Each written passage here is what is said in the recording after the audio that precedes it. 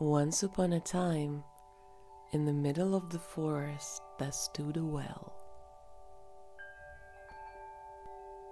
And the well was known for its healing waters. People of all kinds used to gather there and collect water to take to those in need.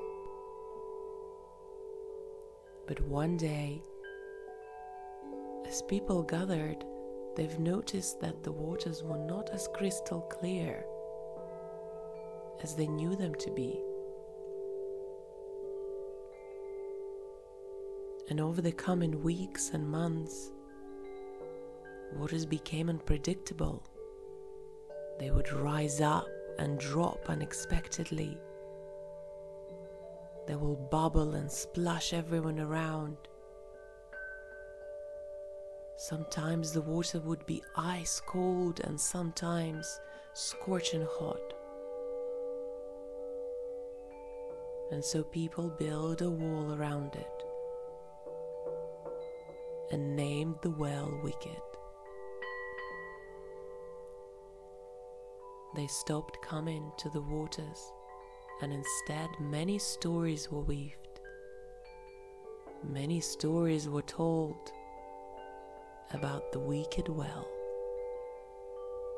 And so over time it was forgotten that it was the exact waters from that wicked well that healed them.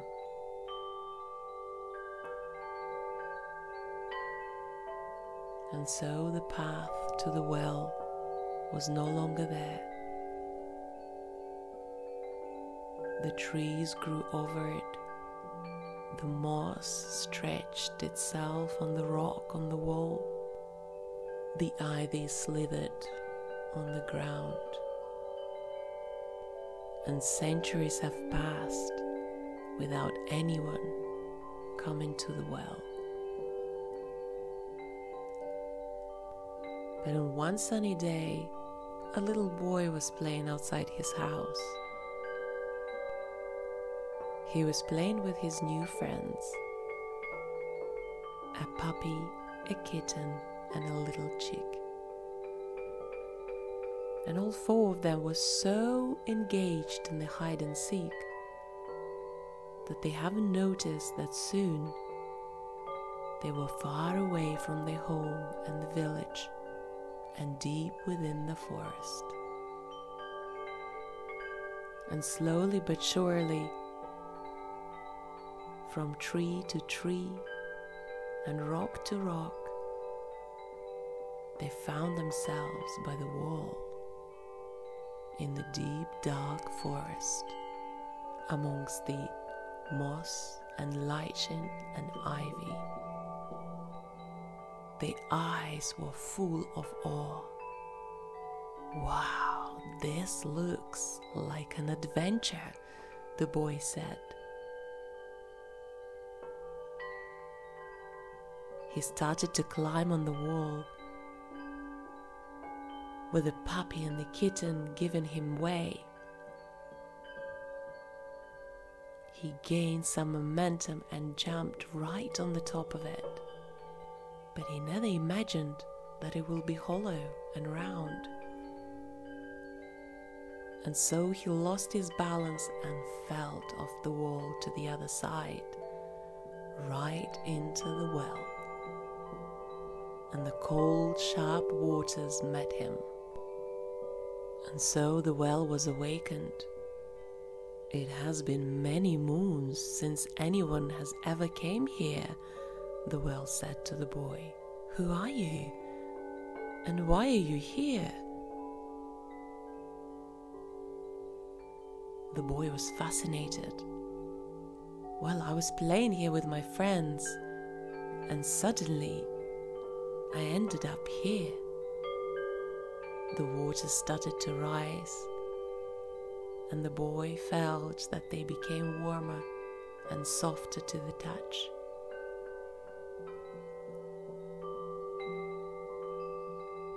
The well could feel the innocence of the boy and his friends.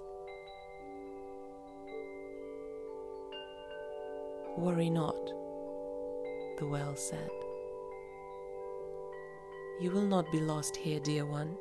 I will rise the waters and then you will be free to go, jump off the wall, and return to your village." "But I like it here," said the boy. "You can be our friend too." And the well was so touched by this, for over the centuries of nobody coming, and the whispers and the songs of the birds that he heard, he started to believe himself that he was a wicked one.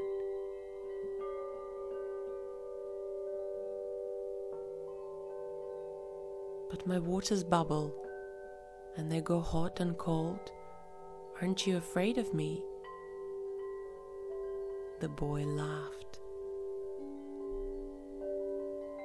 "How exciting," he said. "And soon the waters have risen to the level of the wall." So gently the boy climbed back on it.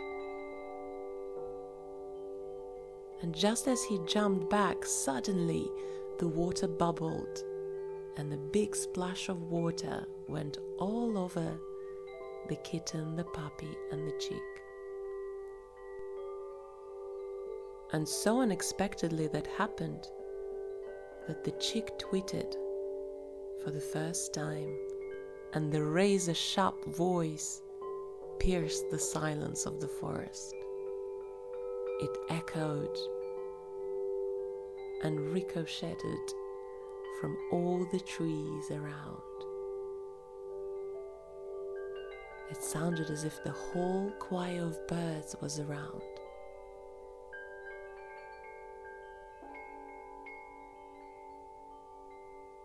The children started to laugh,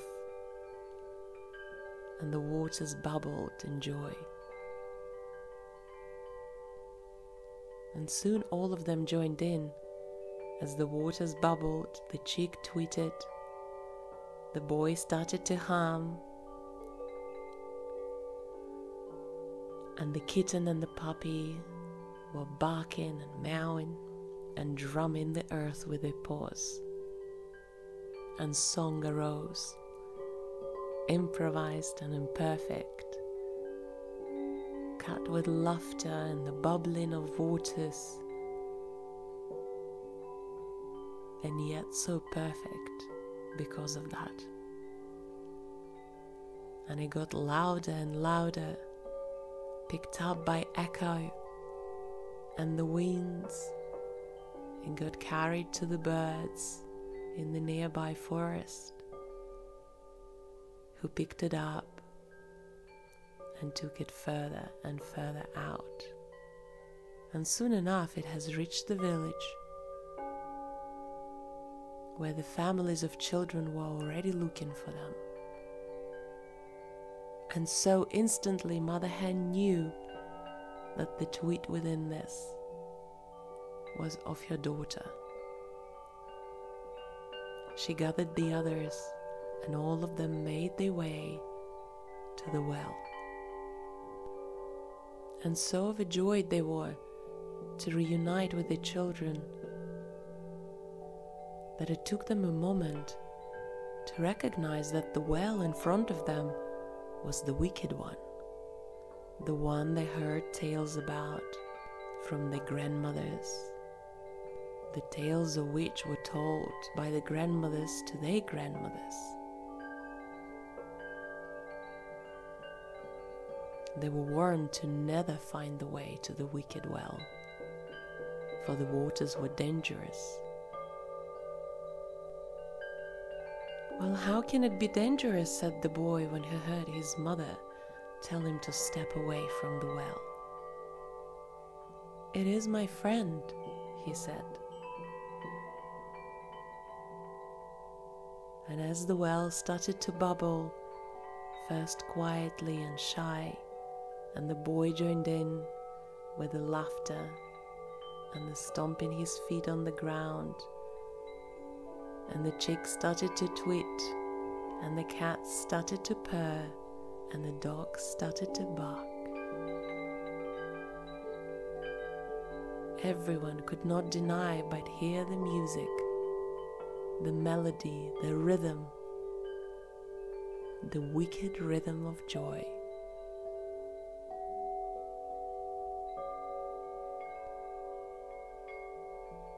And so, as the well has asked them, the wall was taken apart, and the waters were allowed to move freer, to bubble and spill out, to contract and expand, to throw themselves in the air, in the fountain, and to drop deep within the earth, retrieving.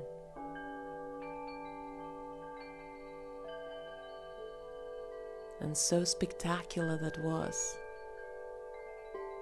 that once again people of all kinds started to gather around the waters. Sometimes they gathered the water for the healing baths.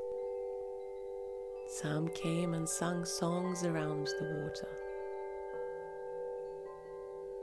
and others sat in silence, seeking solace and insight. And at night, women gathered in the moonlight, asking questions of their beloveds and praying for the health of their families.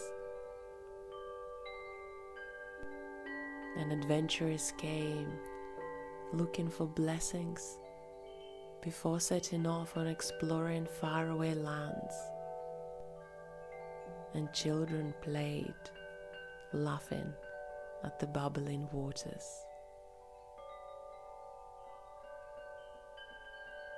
And from now on, the place became known as the place of the wicked, joyful water.